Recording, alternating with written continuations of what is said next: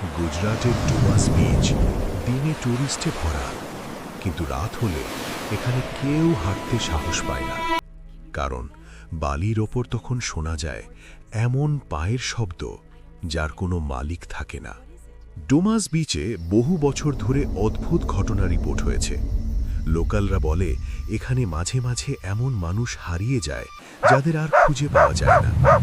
রাতের বেলা কুকুরগুলো হঠাৎ চেঁচাতে শুরু করে, আর সমুদ্রের দিক থেকে আসে ধীরে ধীরে হাঁটার শব্দ। একবার ৩ জন বন্ধু রাত ১১টার সময় বিচে গিয়েছিল। চারদিকে নীরবতা, শুধু ঢেউয়ের শব্দ। হঠাৎ তারা শুনল খস খস খস। মনে হচ্ছিল কেউ বালির উপর দিয়ে হেঁটে আসছে।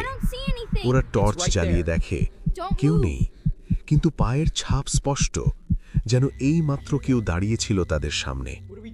আরও ভয়ঙ্কর ছিল এটা যে ছাপগুলো সমুদ্রের দিক থেকে আসেনি, ছাপগুলো আসছিল ভেতরের অন্ধকার জঙ্গল থেকে।